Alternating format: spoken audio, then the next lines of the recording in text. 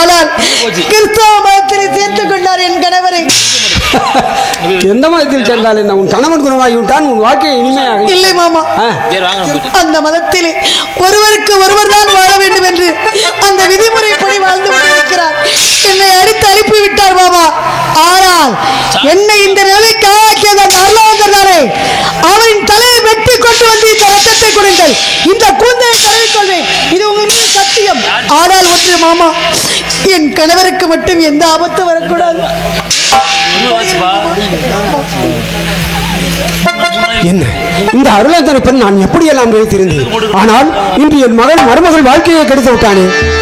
நல்லவன் வல்லவன் அன்பானவன் என்று நினைத்து நண்பராக ஆக்கிக் கொண்டேனே. அவனை தெய்வமாக உள்ளவன் நினைத்தேன். இப்படி செய்தான். யாருங்க அவனை இங்கே எழுத்து வாருங்கள். அருளானந்தர் வழக்கத்துடன் எழுதும் இறுதி கடிதம். நான் மரவ நாட்டில் பணியாற்றிய போது 1693 ஆண்டு ஜனவரி மாதம் 31ஆம் நாள் ராமநாதபுரம் மன்னர் ரெங்கநாத சேதுபதி அவர்கள் ஆணைப்படி கைது செய்யப்பட்டு அவரது தம்பி உடையனத்தேவரிடம் ஓரியூருக்கு நான் அனுப்பப்பட்டேன்.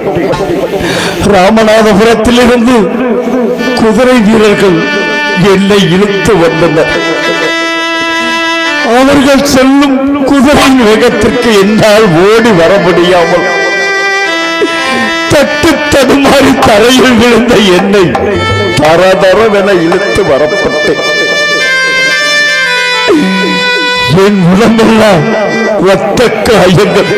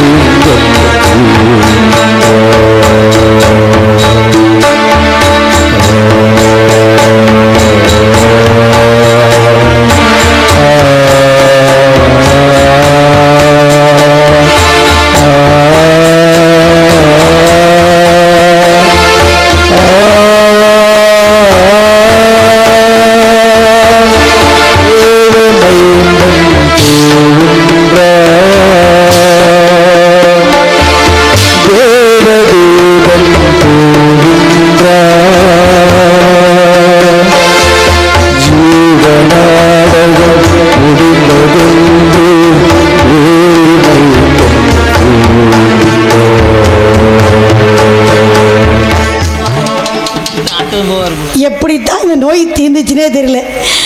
இப்படி வர போறாருன்னு தெரியல. எனக்கு அப்படியே கிடந்து படக்கு படக்குன்னு அடிச்சுக்குது கிடக்குது மனசுப்பா. அவர் எப்போ வருவாரு எப்படி வருவாருன்னு தெரியல. உன்னை காணாத கண்ணும்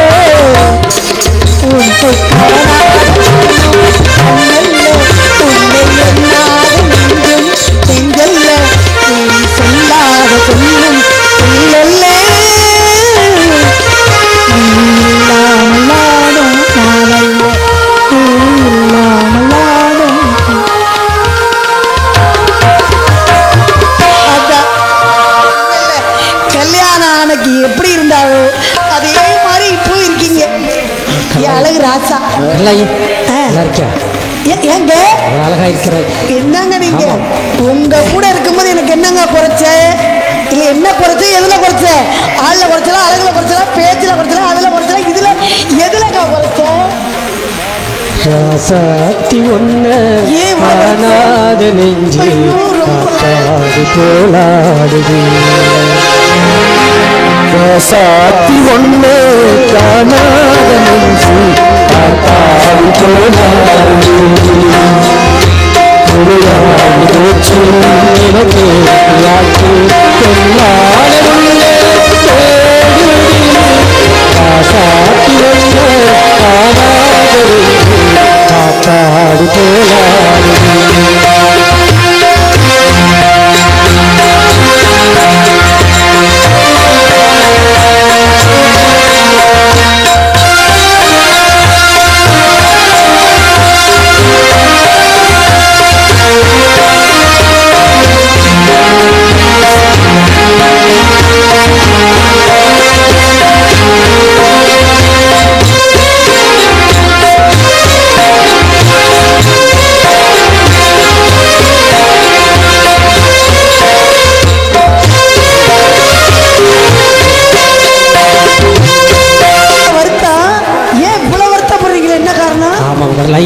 என்னை காப்பாற்றி அல்லவா இல்லாமல் என்னால் வாழ முடியாது. ஆனாலும் உன்னை கொண்டு போகுதம்மா இன்று வந்த இந்த மயக்கம் எனக்கு அவ்வளவு மயக்கம் கொண்டு போகுதம்மா.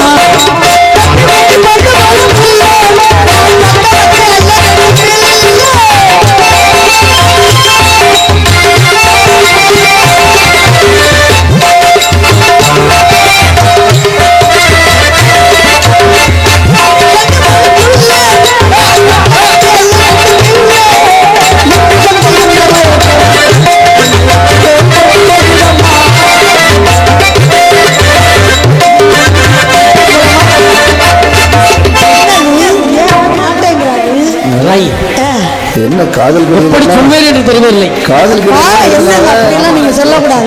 வாங்க பட்டு மெத்தை எல்லாம் விரிச்சு வச்சிருக்கேன், பாலை காய்ச்சி வச்சிருக்கேன். உங்களுக்கு என்ன சாப்பிட வேணுமா இல்ல தயாரா இருக்கு? என் மீது அன்பு மிகுதியாக வைத்திருக்க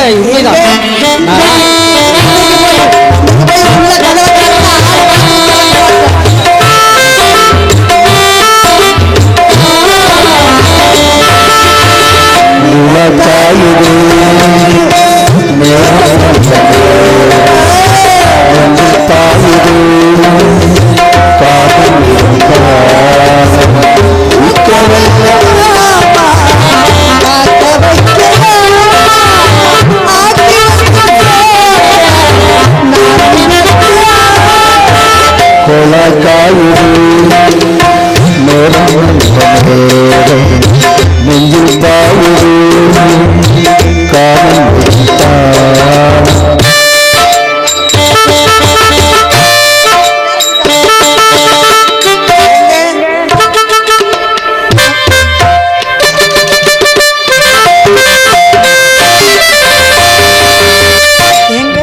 போலாமா உள்ள?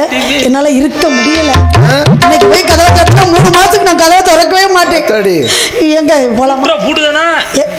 எதுக்கு நீ சும்மா கடை சித்தாடை கட்டிக்கிட்டு ஏங்க சிங்காரம் பண்ணிக்கிட்டு மத்தாப்பு சுந்தரி போல மனசத்தா மாத்திரியே. சித்தாடை கட்டிக்கிட்டு சிங்காரம் பண்ணிக்கிட்டு மத்தாப்பு சுந்தரி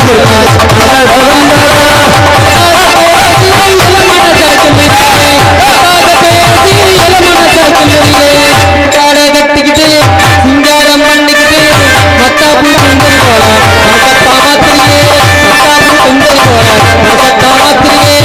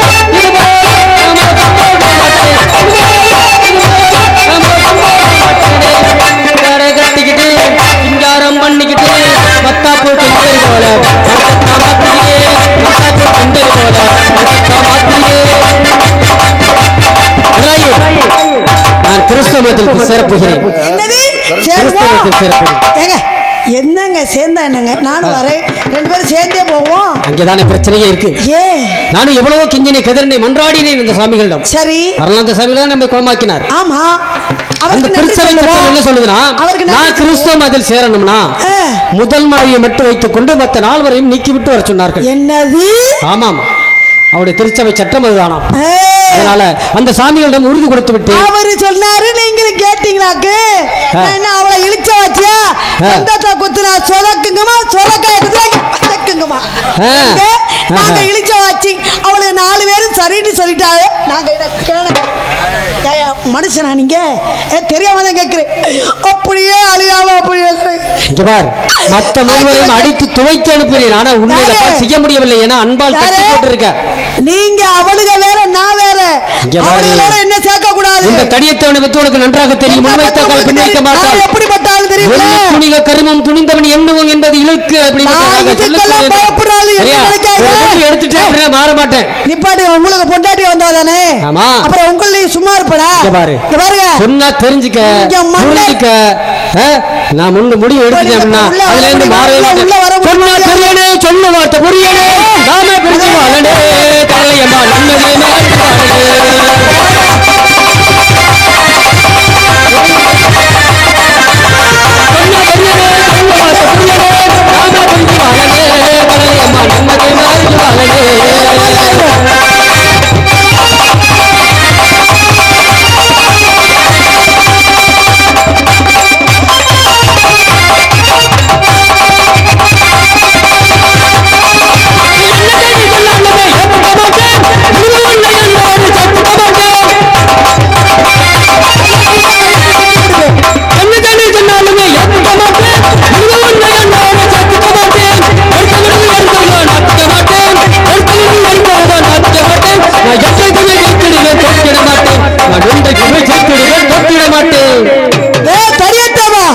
என்ன தைரியம் இருந்தா என்னமே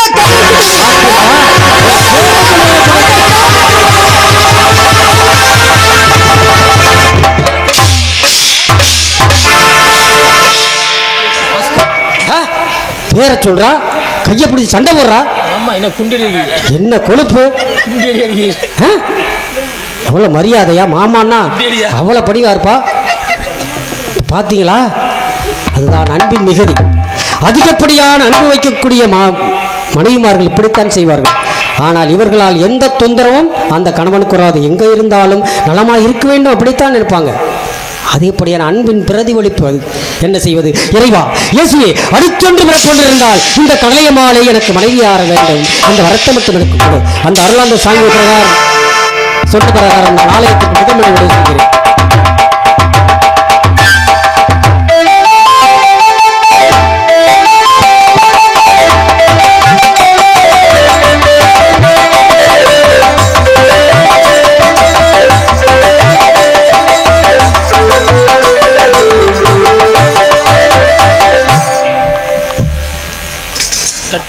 அன்பரே, கூறுங்கள் சாமி.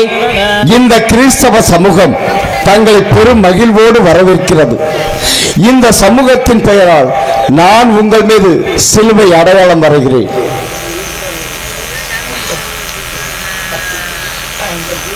நீங்கள் விசுவாசத்தால் தூண்டப்பெற்று இந்த மாபெரும் பொறுப்பை ஏற்றுள்ள நீங்கள் பெறப்போகும் திருமுழுக்கை மனதில் கொண்டு பாவச் செயல்களை விட்டுவிடுங்கள். மாறாக இயேசு கிறிஸ்துவின் மீது உள்ள விசுவாசத்தை அறிக்கையிடுங்கள். அதுவே சிறந்த விசுவாசம். அதிலேதான் நீங்கள் திருமுழுக்கு பெறுகிறீர்கள். ஆகவே சாத்தானை விட்டு விடுகிறீரா? விட்டு விடுகிறோம் சாமி. அதன் செயல்கள் அனைத்தையும் விட்டு விடுகிறீரா? விட்டு விடுகிறோம். அதன் ஆரவாரம் அனைத்தையும் விட்டு விடுகிறீரா? விட்டு விடுகிறோம். வானமும் வையும் படைத்த எல்லாம் அல்ல சர்வேஸ்வரனை விசுவாசத்தை ஏற்றுக்கொள்கிறீரா? ஏற்றுக்கொள்கிறோம். அவருடைய ஒரே மகனும் கன்னி மரியாளிடமிருந்து பிறந்து சிலுவையில் அறையுண்டு மரித்த 3ஆம் நாள் உயிர்த்தெழுந்து சர்வேஸ்வரன் வலப்பக்கம் இருப்பவரான நம்முடைய நாதர் இயேசு கிறிஸ்து விசுவாசத்தை ஏற்றுக்கொள்கிறீரா? ஏற்றுக்கொள்கிறோம். ஆகவே இந்த விசுவாசத்தின் மிகுதியில் நீ திருமுழுக்கு பெறுவதை எவ்வித வற்புறுத்தலும் என்று இங்கு ஏற்றுக்கொள்கிறீரா? ஏற்றுக்கொள்கிறேன். ஆகவே உமது விருப்பப்படியே உமக்கு தைரிய நாதர் என்று பெயரிட்டு பிதாசுதன் பரிசுத்த ஆவியின் பெயரால் உம்மை உம்மை கழுவுகிறேன். உமது விருப்பப்படியே மரியாள் என்னும் பெயரிட்டு பிதாசுதன் பரிசுத்த ஆவியின் பெயரால் உம்மை கழுவுகிறேன். அன்புமிக்க மணமக்களே, திருச்சபையின் திருப்பணியாளர் முன்பாகவும் இந்த திருக்கூட்டத்தின் முன்னிலையிலும் உங்களை அன்பை ஆண்டவர் முத்திரையிட்டு காத்தருளுமாறு இங்கு வந்திருக்கிறீர்கள். உங்களை அன்பை ஆண்டவர் நிறைவாய் ஆசீர்வதிக்கின்றார். ஏற்கனவே புனித ஞானஸ்தானத்தில் வழியாக அர்ச்சித்துள்ளார். இப்பொழுது வேறொரு திருவருள் சதனத்தில் வழியாக அருள் வளமேந்து இன்றைய திருமணத்தின் கடமை ஏற்று நிறைவேற்ற ஆற்றல் அளிக்கின்றார். ஆகவே உங்கள் உள்ளத்தின் கருத்தை அறிந்து கொள்ள இந்த திருச்சபையின் முன்னிலையில் வினவுகிறேன். உங்கள் சம்மதத்தை தெரிவியுங்கள். அன்புமிக்க மணமக்களே, நீங்கள் இருவரும் திருமணம் செய்து கொள்ள எவ்வித வற்புறுத்தலும் இன்றி இங்கு வந்திருக்கிறீரா? வந்திருக்கிறோம் சாமி. நீங்கள் மன வாழ்க்கை நெறியை பின்பற்றி வாழ்நாளெல்லாம் ஒருவரை ஒருவர் நேசிக்கவும் மதிக்கவும் வாக்களிக்கிறீரா? வாக்களிக்கிறோம். இறைவன் உங்களுக்கு அருளும் மக்களை அன்புடன் ஏற்று கிறிஸ்துவின் போதனைக்கு திருச்சபையின் சட்டத்திற்கு ஏற்றபடி வளர்ப்பீரா? வளர்ப்போம். நீங்கள் மன வாழ்க்கை ஒப்பந்தம் செய்து கொள்ள விரும்புவதால் உமது வலது கரத்தை பற்றி கொண்டு சம்மதத்தை தெரிவியுங்கள். தைரியநாதன் சொல்வதை அப்படியே சொல்லுங்கள். தைரியநாதர் என்னும் நான், தைரியநாதர் என்னும் நான், மரியாள் என்னும் உன்னை, மரியாள் என்னும் உன்னை கிறிஸ்துவின் வழிமுறையில் என் மனைவியாக ஏற்றுக்கொள்கிறேன். என் மனைவியாக ஏற்றுக்கொள்கிறேன். இன்பத்திலும் துன்பத்திலும், இன்பத்திலும் துன்பத்திலும், உடல் நலத்திலும் நோயிலும், உடல் நலத்திலும் நோயிலும் உமக்கு என்றென்றும் பிரமாணிக்கமாய் இருந்து, உமக்கு என்றென்றும் பிரமாணிக்கமாக இருந்து என் வாழ்நாளெல்லாம் உன்னை நேசிக்கவும் மதிக்கவும் வாக்களிக்கிறேன். மரியாள் என்னும் நான் தைரியநாதர் என்னும் உங்களை கிறிஸ்துவின் வழிமுறையில் என் கணவராக ஏற்றுக்கொள்கிறேன். இன்பத்திலும் துன்பத்திலும், உடல் நலத்திலும் நோயிலும் என்றென்றும் உங்களுக்கு பிரமாணிக்கமாய் இருந்து என் வாழ்நாள் முழுவதும் உங்களை நேசிக்கவும் மதிக்கவும் வாக்களிக்கிறேன். நீங்கள் தெரிவித்த இந்த சம்மதத்தை ஆண்டவர் கனிவுடன் உறுதிப்படுத்தி தம் ஆசையை நிறைவாய் பொழிந்தருவாக. இறைவன் இணைத்ததை மனிதன் பிரிக்காதிருக்கட்டும்.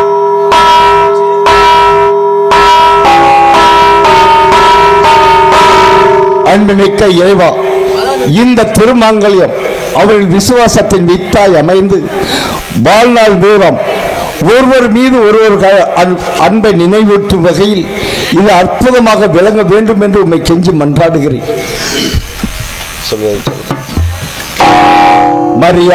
மரியாள் என் அன்புக்கும் பிரமாணிக்கத்திற்கும் அடையாளமாக இந்த திருமாங்கல்யத்தை பிதா சுதன் பரிசுத்த ஆவியின் பெயரால் அணிந்து கொள்.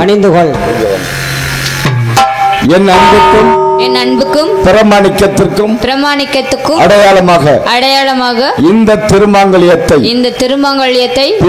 பிதா சுதன் பரிசுத்த ஆவியின் பெயரால் அணிந்து கொள்கிறேன்.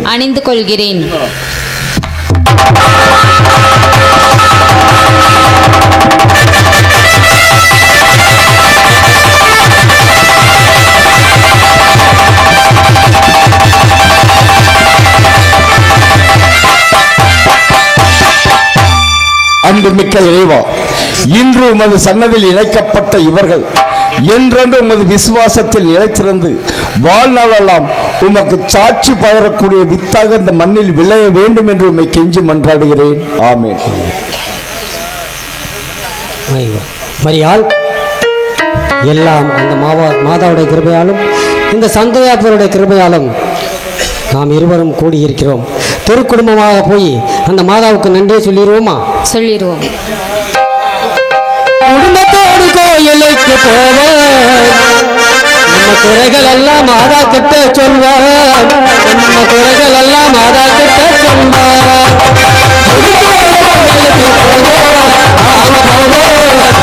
குறைகள் எல்லாம் மாதா கிட்ட சொல்வார், நம்ம குறைகள் எல்லாம் மாதா கிட்ட சொல்வார்.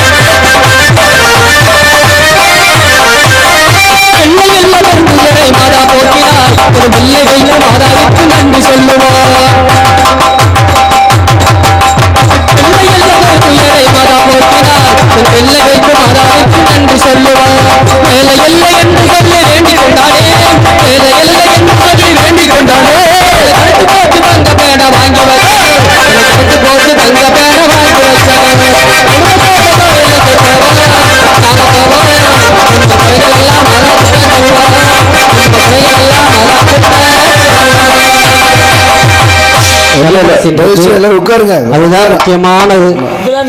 நீங்க முதல்ல நேரம் பார்த்ததெல்லாம் பரவாயில்லை.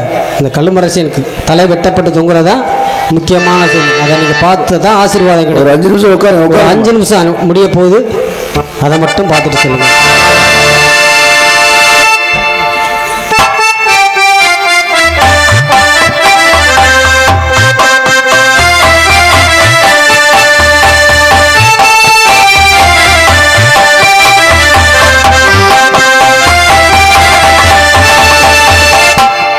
மனதுக்கு மிகவும் மகிழ்வாக இருக்கிறது. என் மகன் தடியத்தை ஒரு குணமாக்கி விட்டானாம். ஆஹா, எவ்வளவு கவலையாக இருந்தேன். அந்த கர்த்தரின் அருளாலே குணமடைந்ததாக கேள்விப்பட்டேன். அருளானந்தருடைய ஆமாம், அருளானந்தருடைய அருளாலே ஏதோ குணப்படுத்தி விட்டார் என்று கேள்விப்பட்டேன். எல்லாம்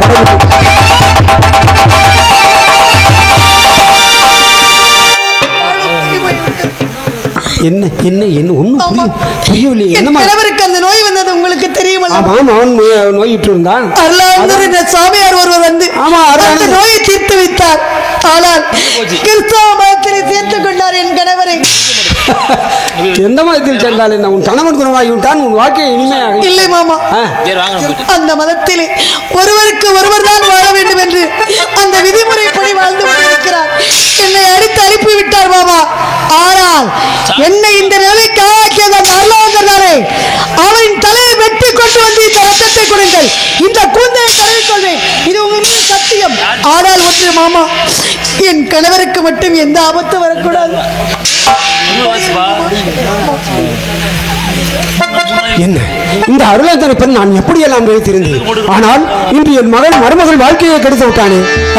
நல்லவன் வல்லவன் அன்பானவர் என்று நினைத்து நண்பராக ஆக்கிக் கொண்டேனே. அவனை தெய்வமாக உள்ளவன் நினைத்தேன். இப்படி செய்தான். யாருங்க அவனை இங்கே எழுத்து வாருங்கள்.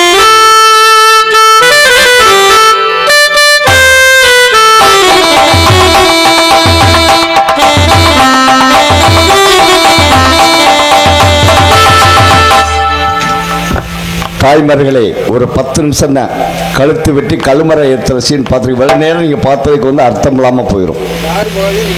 கொஞ்சம் பாருங்க, வருஷம் பூரா செய்யுது. என்ன வேலையா வெட்டியா வெள்ள நேரம் நீங்கள் நாலாம் பார்த்ததுக்கு கடைசி காட்சி பார்த்தா தான் அது ஒரு நிவர்த்தி புண்ணியம். 10 நிமிஷம் தான் முடிச்சிடும். அருளானந்தரே, இந்த காரியத்தை செய்யலாமா? தீட்டிய மரத்திலே குறு வாய்ப்பை போல என்னுடைய மருமகன் வாழ்க்கையை கெடுத்திருக்கிறாயே. இது நியாயமா? நீயா நீ செய்ய தருவமா? மன்னர் அவர்களை தாங்கள் அழைத்ததாக அறிந்து அவளோடு ஓடி வந்தேன். என் மீது கடும் சினம் கொள்ள காரணம் என்ன என்று அறியலாமா? காரணம் என்னவா? என் மகன் தடியத்தேவன் நோயிட்டு இருந்தான். ஆனால் அந்த நோயை குணப்படுத்தினீர் என்று மனமகிழ்ச்சியோடு இருந்தேன். ஆனால் அவர்கள் இருவரையும் பிரித்து வைத்து விட்டீரே. இது எந்த வகையில் நியாயம்? இது நீதியா? குடும்பத்தை கலைத்தேன், குழப்பத்தை விளைவித்தேன், மதம் மாற்றினேன் என்று என் மீது குற்றம் சுமத்துகிறேன். அது என்னுடைய தவறு அல்ல. தடியத்தவர் மதம் மாறியது அவருடைய விருப்பம். அவர்தான் அதற்கு முழு பொறுப்பாவார். என்னுடைய தவறு அல்ல என்பதை அவனை குணமடைந்திருந்த கிறிஸ்தவத்தில் சேர வேண்டும் என்றாலும் இருவரையும் சேர்த்துக் கொள்ள வேண்டியானு, அல்லது அவனை அழைத்து வந்து என்னிடம் ஒப்பித்து இப்படி சொல்கிறார் என்று சொல்லியிருந்தால் அதற்கு சரியான விளக்கத்தை கொடுத்திருப்பேன். நான் செய்து வைத்த மடத்தை பிரித்து வைக்க நீ யார்? மன்னர் அவர்களே, தடியத்தவர் நோயுற்றிருந்ததை தாங்கள் அறிந்தது, எத்தனைகள் சிகிச்சைகள் மேற்கொண்டதும் தாங்கள் அறிந்தது. இதிலும் சுகம் கிடைக்கவில்லை. இறுதியாக என்னை நாடினார். என் தெய்வம் இயேசுவை காண்பித்தேன். மனதார மன்றாடினார். அவரது அருள் கடாட்சம் அவருக்கு கிட்டியது. அதன் பிரதிபலனாக சுகம் பெற்றார்.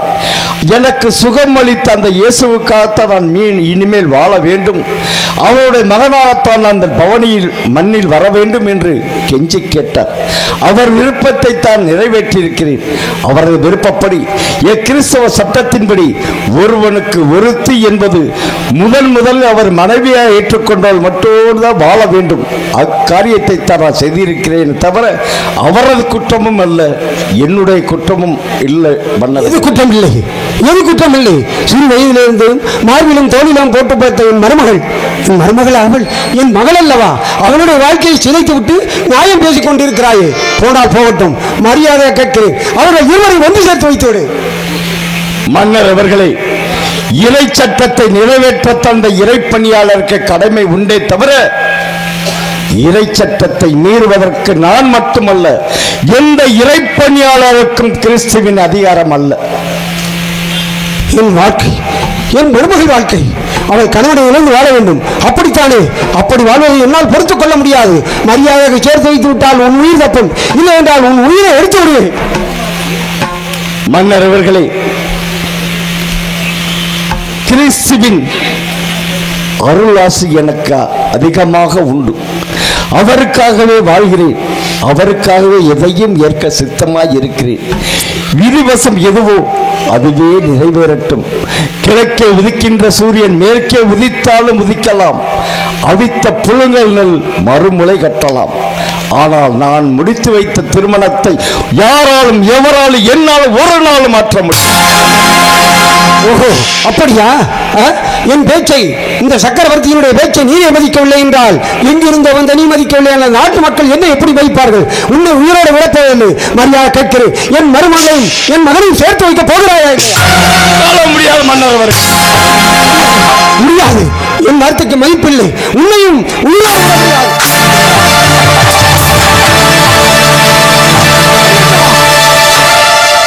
வளர்த்த தந்தையின் நெஞ்சிலே கை வைக்கின்ற அளவிற்கு வீரம் வந்து விட்டாரா உனக்கு? சக்கரவர்த்தி அவர்களே, என்ன காரியம் செய்ய துண்டீர்கள்? ஏன் என் தெய்வத்தை கொள்ள நினைத்தீர்கள்?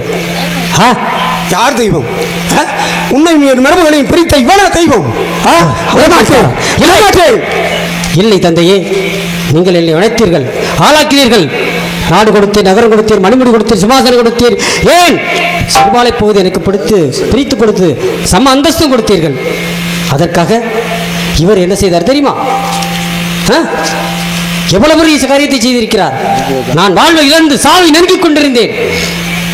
என்னை புது வாழ்வு கொடுத்திருக்கிறார், புது ஒளி கொடுத்திருக்கிறார். அப்பேற்பட்ட தெய்வத்தை தாங்கள் கொள்ள நினைத்தீர்களே, எவ்வளவு பெரிய காரியம் தவறு செய்து நினைத்தீர்கள். அவர் என்னை அவர் மதத்தில் கட்டாயப்படுத்தவில்லை. நான் தான் விருப்பப்படி இனிமேல் வாழும் வாழ்க்கை இந்த கிறிஸ்து இயேசுவுக்காக வாழ வேண்டும் என்று முடிவெடுத்து விட்டேன். உங்கள் மகன் தடியத்தவனை பற்றி உங்களுக்கு நன்றாக தெரியும். முன்வைத்த காலை பின்வைக்க மாட்டேன் என்பது நன்றாக தெரியும் அல்லவா? அப்படி இருந்தும் ஏன் இந்த சாமியை தண்டிக்கிறீர்கள்? மீண்டும் எச்சரிக்கிறேன் சக்கரவர்த்தி அவர்களே, நான் அருகில் இல்லை என்பதற்காக இந்த சாமிகளுக்கு ஏதாவது ஆபத்து நேரமாக பார்த்துக் கொண்டிருக்க மாட்டான். எச்சரிக்கிறேன் சக்கரவர்த்தி அவர்களே, எச்சரிக்கிறேன். என் மருமகள் வாழ்வதற்கு தவிக்கிறார். நீங்கள் இருவரும் சேர்ந்து வாழ வேண்டும் என்பதற்காக 4 மனைவி இருந்த மனிதர்களாக நான் மனமுடித்துக் கொடுத்தேன் என் மருமகளை. அவள் வாழ்க்கை இழந்தவர்கள் இவனை வீரோடு விட சொல்கிறாய், அப்படித்தானே? ஆமாம், இவரால் தங்களுக்கு எந்த ஆபத்து வரக்கூடாது. எனவே இந்த சாமிகளுக்கு எந்த ஆபத்து வராது என்று எனக்கு சத்தியம் செய்து கொடுங்கள். தைரியநாதர் அவர்களை கூறுங்கள் சாமி. தாங்கள் என் மீது கொண்டுள்ள பாசத்தை கண்டு பூரிப்படைகிறேன். என் தெய்வம் இயேசு என்னில் இருக்கிறார். அவரே என்னை வழி நடத்துகிறார். அவரது சித்தம் எதுவாயினும் நான் மனதார ஏற்றுக்கொள்ள சித்தமாயிருக்கிறேன். என் நிமித்தம் இந்த மரவ நாட்டில் போரோ கலகமாய் ஏற்படுவதை நான் விரும்பவில்லை. என் அன்பு கட்டளையாக உங்களிடம் சமர்ப்பிக்கிறேன். நான் இருந்தாலும் இறந்தாலும் என் நிறைவான ஆசை தங்களுக்கு என்று உண்டு. சென்று விடுங்கள். தேவா, இப்பொழுது என்ன செய்ய வேண்டும்? நான் இந்த சாமிகளுக்கு தங்களால் எந்த ஆபத்து வரக்கூடாது என்று எனக்கு சத்தியம் செய்து கொடுங்கள். ஓஹோ, அப்படியா? அவன் கையால் எந்த ஆபத்தும் உன் சாமிக்கு வராது, இது சத்தியம். மீண்டும் எச்சரிக்கிறேன் சக்கரவர்த்தி அவர்களே, இந்த சாமிகளுக்கு எந்த ஆபத்தும் தங்களால் வரக்கூடாது. அப்படி வந்தது என்றால் இந்த நாட்டையும் அழித்துவிட்டு என்னையும் அழித்துக் கொள்வேன். எச்சரிக்கிறேன் சக்கரவர்த்தி அவர்களே, எச்சரிக்கிறேன். சாமி, என்னை ஆசீர்வதியுங்கள், நான் சென்று வருகிறேன்.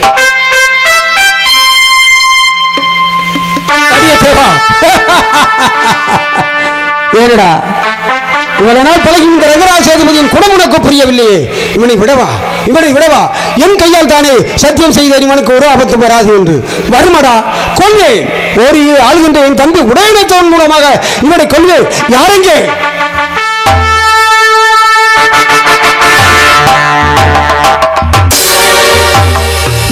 காவலா,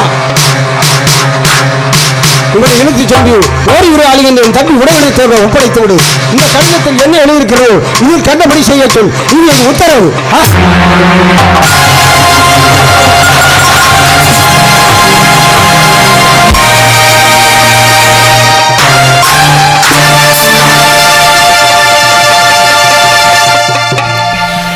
ஆண்டவா, எம்பெருமானே, காசிநாதா, கருணாகர பரம்பொருளே, ஓரியூர் கோட்டையாண்ட உடையினத்தேவனுக்கு இப்படிப்பட்ட நிலை வர வேண்டுமா? பிறப்பிலே துவங்கும் வாழ்விற்கு இறப்பே முடிவு என்று சொல்வார்களே, ஒரு முறை பிறவி எடுக்கும் எந்த ஒரு ஜீவனுக்கும் சாவு ஒரே ஒரு முறைதான் அந்த சாவு வரும். ஆகவே விதி என்னும் சூறக்காற்று சுழன்று அடிக்கின்ற பொழுது பூ என்றும் பிஞ்சு என்றும் காய் என்றும் கனி என்றும் கருதுவதில்லை. ஐயா, இதுதானையா விதி, இதுதானையா விதி என்பதுன்ப உணர்ச்சிக்கு அடிமைப்பட்டு விட்டேனே. கோட்டை இருக்கு, கட்டணம் இருக்கு, வசதி இருக்கு, வாய்ப்பு இருக்கு, அதிகாரம் இருக்கு, அந்தஸ்து இருக்கு, எல்லாம் இருந்து என்ன பண்ண இப்படிப்பட்ட நிலை வந்து விட்டதே, தீராத வியாதி. அரசே, தாங்கள் யாரையா? தங்களுக்கு ஓலை வந்திருக்கிறது. இந்த ஓலையில் உள்ளபடி செய்ய சொல்லி. நான் இருக்கக்கூடிய நிலைமையை பார்த்தீரா? அதை விரித்து படித்து காண்பியா. அப்படியே ஆகட்டும், அதன் பிரகாரம் செய்து விடுகிறேன். அப்படியே ஆகட்டும். ஐயா, தாங்கள் தான் அருளானந்தர் என்போரும்? ஆம் அன்பரே. நான் இருக்கக்கூடிய நிலைமையை பார்த்தீர்களா? நோய்வாய்ப்பட்டு அவஸ்தைப்படுகிறேன். என்னுடைய நோயை குணப்படுத்துங்கள் ஐயா. அன்பரே, நான் நோய்களை தீர்க்கும் மருத்துவர் அல்ல, இறைப்பணியாற்றும் இறை தொண்டர். ஆமாம், ஏற்கனவே தடியத்தேவனுடைய உடம்பை குணப்படுத்தியதாக நான் கேள்விப்பட்டனே.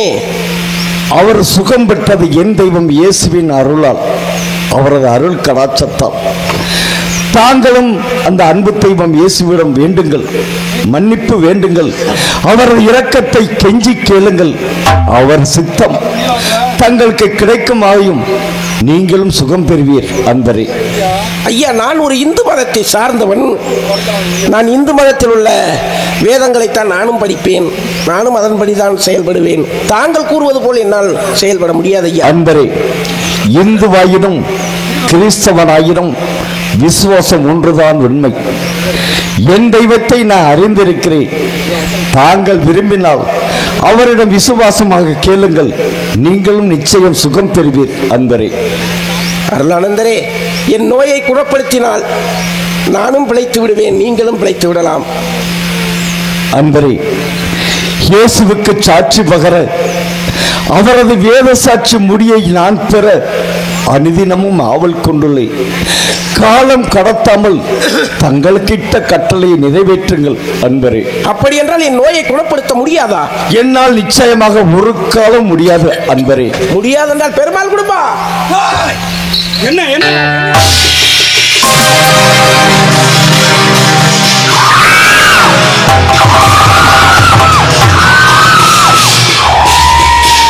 என்ன செய்யறா தெரியுமா? ஓரியூர் திட்டையில கொண்டு போய் தலைவேற முண்டவர ஒரே போடு. அப்படி நீ வெட்டினியனாத்த உனக்கு 100 ஏக்கர் நிலம் எழுதித்தாரேன், பொன்பொருள்லாம் தாரேன். வேற நாயவோ நரியவோ வெட்டி எனக்கு அடையாளம் காமிச்சான்னு வச்சுக்க, உன் குடும்பத்தையே அழிச்சு போடுவேன். திட்டையில கொண்டு போய் அவனை ஒரே போடா போட்டு. அது என்னுடைய கட்டளை.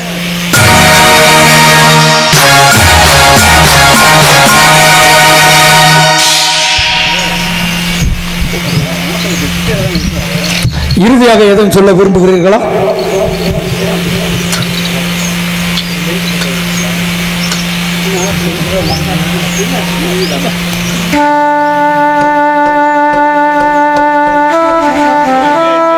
அன்பரே, இந்த மடலை மதுரையில் உள்ள எனது பெரிய சுவாமி அவர்களிடம் ஒப்படைத்து விடுங்களேன்.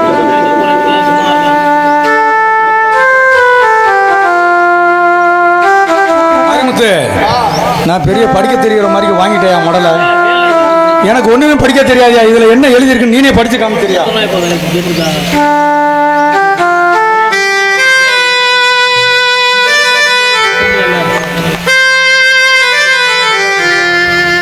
மூன்று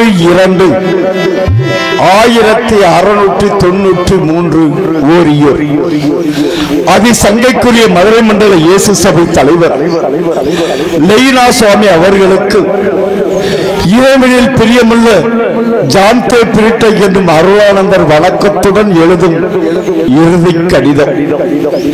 நான் மரவ நாட்டில் பணியாற்றிய போது 1693 ஆண்டு ஜனவரி மாதம் 31ஆம் நாள் ராமநாதபுரம் மன்னர் ரெங்கநாத சேதுபதி அவர்கள் ஆணைப்படி கைது செய்யப்பட்டு அவரது தம்பி உடையனத்தேவரிடம் ஓரியூருக்கு நான் அனுப்பப்பட்டேன். ராமநாதபுரத்திலிருந்து குதிரை வீரர்கள் என்னை இழுத்து வந்தனர். அவர்கள் செல்லும் குதிரை வேகத்திற்கு என்னால் ஓடி வர முடியாமல் தட்டு தடுமாறி தரையில் விழுந்த என்னை தரதரவென இழுத்து வரப்பட்டேன். என் உடம்பெல்லாம் ரத்த காயங்கள். வரும் வழியில் எனக்கு குடிக்க கூட யாரும் தண்ணீர் தரப்படவில்லை. படை வீரர்கள் உணவருந்திய போது என் பசி கொடுமையின் பரிதாப நிலையை கண்டு புல்லூரில் ஒரு பெண் எனக்கு போர் கொடுத்தார். அதையும் அருகில் இருந்த படை வீரர்கள் தட்டி கவிழ்த்து விட்டனர். வரும் வழியில் நான் பட்ட பாடுகள் கொஞ்சம் நஞ்சமல்ல. என் மீது சுமத்தப்பட்ட குற்றம் மீண்டும் மரவ நாட்டிற்கு வந்து மெய்மறையை போதித்ததும் ஒருவனுக்கு ஒருத்தி என்ற வேத சட்டத்தை தடியத்தவர் வழியாக நிறைவேற்றியதாகும். நாளை சூரிய அஸ்தமத்திற்கு முன் என் தலை துண்டிக்கப்பட உள்ளது. தம்பியே, என் இறுதியான ஒரு வேண்டுதலை உங்களிடம் சமர்ப்பிக்கிறேன்.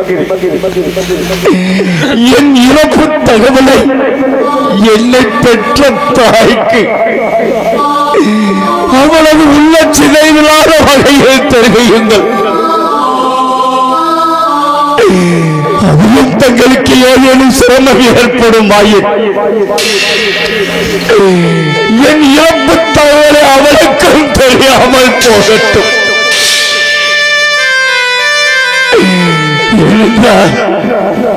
என் அன்பு மகன், ஆசை மகன், கடைசி மகன் ஏதோ ஒரு இடத்தில் இறைப்பணி ஆற்றுகிறார் என்னிடத்திலே அவளுக்கு அதையும் அடையட்டும். அன்பான தந்தையே, சகோதர குருக்களே,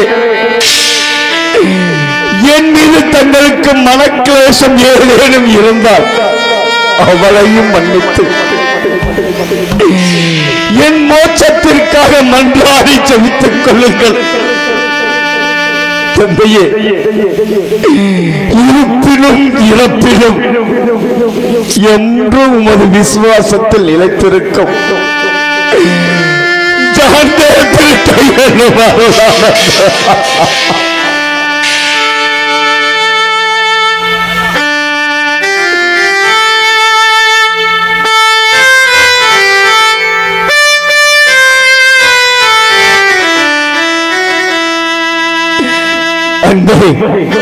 இவை அனைத்தையும் குருந்தன்குடியில் உள்ள ஆனந்தன் உபதேசியாரிடம் தாங்கள் ஒப்படைத்து விட்டால் அவர் உரிய இடத்தில் சேர்த்து விடுவார். என் இறுதி தயாரிப்பிற்கு சில மணி துளிகள் அவகாசம் தருவீரா? எடுத்துக்கொள்ளுங்கள். விண்ணக தந்தையே இறைவா, மூவரல் கடவுளே, இந்த கடைசி நேரத்தில் உங்களை போட்டு புகழ்ந்து வணங்கி ஆராதிக்கிறேன். நீ என் மீது கொண்ட அன்பால் எண்ணற்ற வரங்களை எனக்கு அளித்து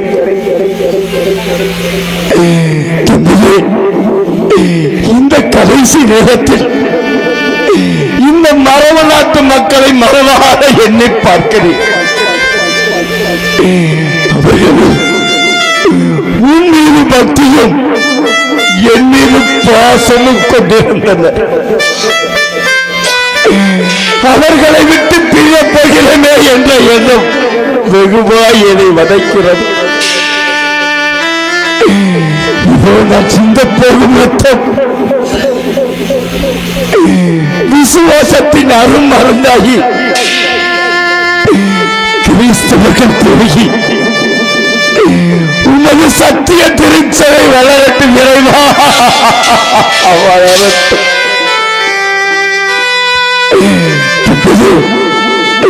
இயேசுவே, உமக்கு சாட்சி பகர உமது வேத சாட்சி மொழியை நான் அனுதினமும் ஆவல் கொண்ட போதிலும் அது கைகொடுகின்ற நேரத்தில் சாதாரண அற்ப மனிதனுக்குள்ள மரணப்பயம் என்னையும் வாட்டி வளைக்க இறைவா,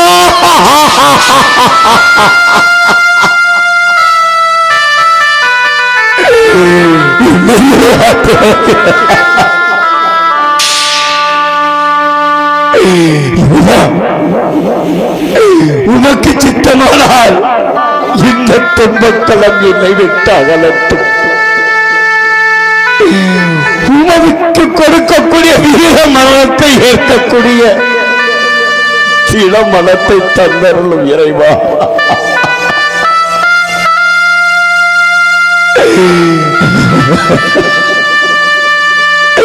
தந்தையே, இதோ என் இறுதி நேரம் நெருங்கி விட்டது. நீர் கொடுத்த ஆத்மத்தை உம்மிடமே சமர்ப்பி ஏற்றுக்கொள்ளும் இறைவா.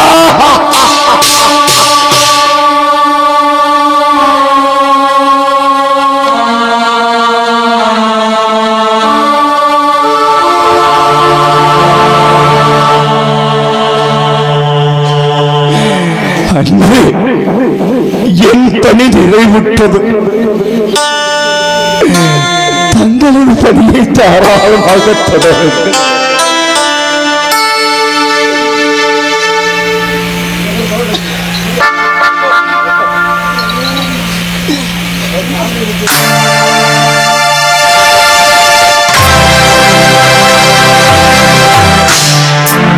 காலம் தாமதம் கருதி இந்த பெருமாள் குடும்பம் ஓரிரு சிட்டையிலே வச்சு ஒரே வெட்டு தாண்டா கழுத்து வேற முண்ட வேறையாக வெட்டி துண்டித்து கொள்கிறான்.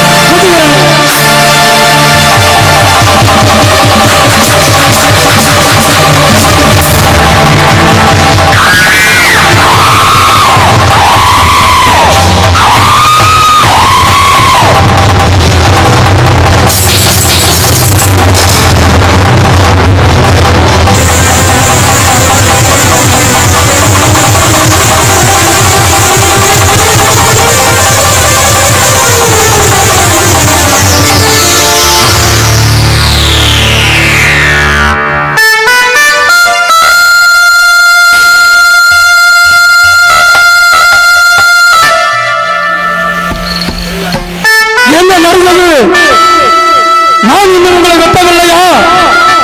இந்த பெருமாள் குடும்பம் எதையும் சாதிக்கக்கூடியவன், நினைத்ததையே முடிப்ப வேண்டாம், அப்பேற்பட்ட வேண்டாம் இந்த பெருமாள் குடும்பம். ஆனால் உங்களை மாத்திரம் என்னால் வெட்ட முடியவில்லையே. இதை பற்றி நினைத்து பார்த்தால் உங்களுக்குள் ஏதோ ஒரு சூழ்ச்சி இருக்கிறது, மாயம் மந்திரம் தந்திரங்கள் இருக்கின்றது. அப்படி போன்ற ஒரு நல்லவரை என்னால் ஒரு கால் வெட்ட முடியாது. என்னை விட்டு விடுங்கள் ஐயா, என்னை விட்டு விடுங்கள். நான் யாருக்கு காட்டுப்பகுதிகளே ஓடி மறைந்து விடுகிறேன், புதைந்து விடுகிறேன். என்னை விட்டு விடுங்கள் ஐயா, என்னை விட்டு விடுங்கள். நான் என்ன செய்வது? நான் இவரை வெட்டாவிட்டால் என்னை மேலிடத்திலே அங்கே வச்சு வெட்டுவார்கள். என்னுடைய குடும்பம் சின்ன பின்னமாக ஆகிவிடும். ஆகவே நானே இவரை வெட்டுகிறேன். ஆனால் என் குடும்பம், என்னுடைய மனைவி, மக்கள், என்னுடைய சொந்த பந்தம், என்னுடைய சந்ததிகளுக்கு யாருக்கும் இந்த பாவம் போய் சேரக்கூடாது. வெட்டுகிறாங்களா? இரண்டாவது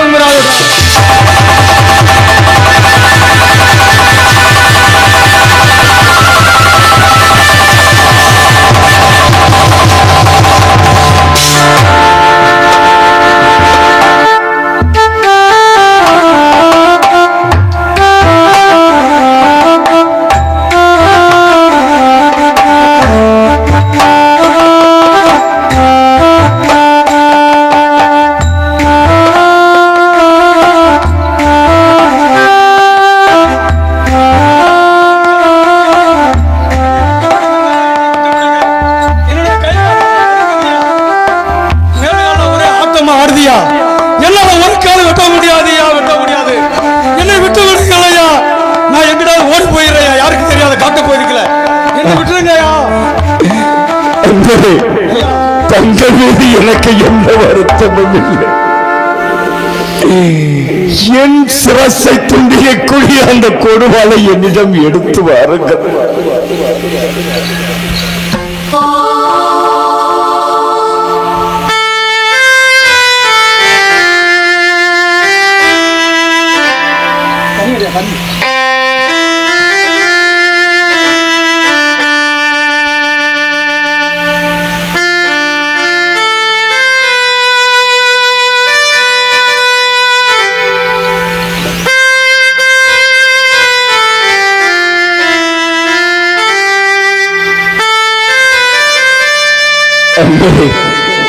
இப்போது முயற்சியுங்கள், உங்களது கடமையும் நிறைவேறும். அன்புமிக்க சகோதரரே, என் உள்ளத்தில் வரடிக் கொண்டிருக்கின்ற கடைசி ஆசையை தங்களிடம் சமர்ப்பித்தால் நிறைவேற்றுவீரா? என்ன செய்ய வேண்டும் சொல்லுங்கள், கண்டிப்பாக நிறைவேற்றுகிறேன். இந்த முறை தங்களது பணியும் நிறைவேறும், என் தலையும் துண்டிக்கப்படும். இந்த தலை துண்டிக்கப்பட்டது இந்த உடலை தயவு செய்து அடக்கம் செய்து விடாதீர்கள். அடக்கம் செய்து விடாதீர்கள். பிறகு என்ன செய்ய வேண்டும்? இந்த உடலை தயவு செய்து கழுமரம் ஏற்றி விடுங்கள். கழுமரம் ஏற்றி விடுங்கள்.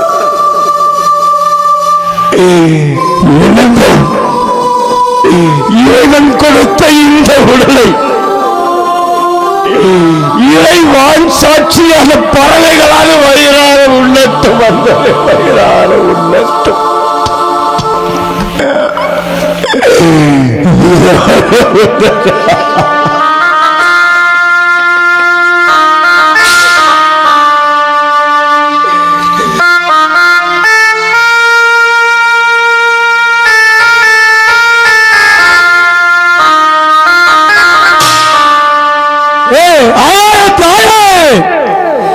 அறப்பெரும் ஜோதியே, நீயா இந்த அருளானந்தர் இரத்தத்தை குடிக்க ஆசைப்படுகிறாய்? அவர் இரத்தத்தை உங்களது அங்கத்திலே பூசிக்கொள்ள ஆசைப்படுகிறாய். வந்தவருக்கெல்லாம் வாழ்வு கொடுக்கும் பூமி தாயே, சத்திய ஜோதியே, இந்த உதிக்கின்ற நேரத்திலே அதிகாலையிலே இந்த புனிதமானவர் இரத்தம் சிந்தி செதறப் போகிறது. அவர் தலையை வெட்டி முடிக்கப் போகிறேனே, இதோ வெட்டுகிறேன். அவர் இரத்தம் வெள்ள ஆறாக ஓடி பெருகும். அந்த இரத்தத்தை அள்ளி குடியுங்கள். உங்களது இரத்த வெறி அடங்கட்டும். அவர் இரத்தத்தை உங்களது அங்கத்தில் அள்ளி பூசிக்கொள்ளுங்கள். உங்களது இரத்த தாகம் திரட்டும். வெட்டுகிறானா? மூன்றாவது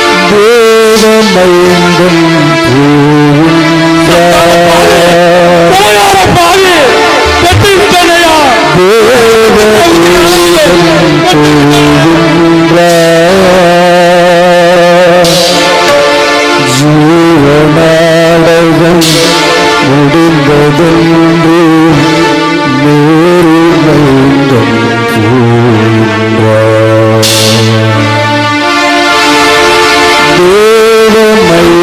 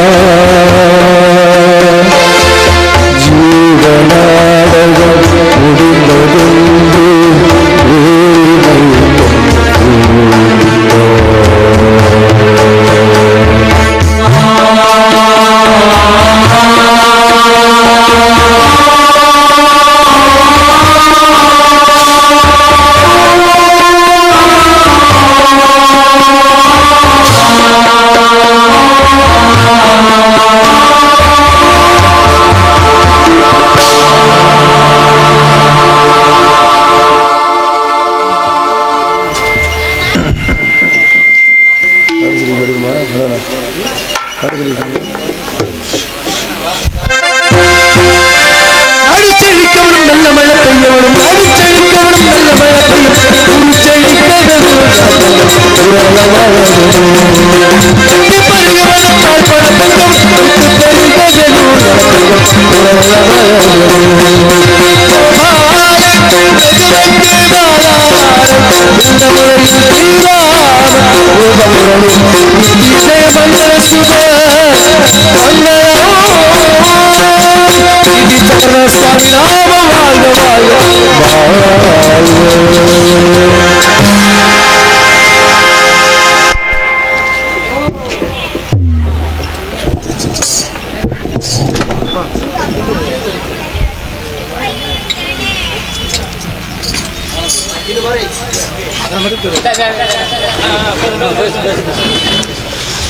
இந்த நாடகத்திற்கு சிறந்த முறையிலேயே ஒளி அமைத்து கொடுத்த நமது ராணி ஆடியோஸ் புலியால் உரிமையாளர் மற்றும் அதில் பணிபுரிந்த பணியாளர்கள் அத்தனை அன்பு உள்ளங்களுக்கும் கோடான கோடி நன்றி கிடந்த வணக்கம் என்று சொல்லிக்கொண்டு மற்றும் இந்த நாடகத்தினை அமைத்து கொடுத்த மரியாதைக்குரிய நமது காளையார் கோயிலை சேர்ந்து ஏஎல் செங்கோல்ராஜ் ராஜ நடிகர் மரியாதைக்குரிய அருமை அண்ணார் அவர்கள் இந்த நாடகத்தை அமைத்திருக்கிறார்கள். செங்கோல்ராஜ் அருமை அண்ணார் அவர்களுக்கு கோடான கோடி நன்றி கிடந்த வணக்கம் மற்றும் நமது அல்லிக்கோட்டை கிராமத்தார்களுக்கு கோடான கோடி நன்றி மற்றும் உங்கள் அத்தனை அன்பு உள்ளங்களிடமிருந்தும் பிரியா விடைபெறுகிறோம். நன்றி.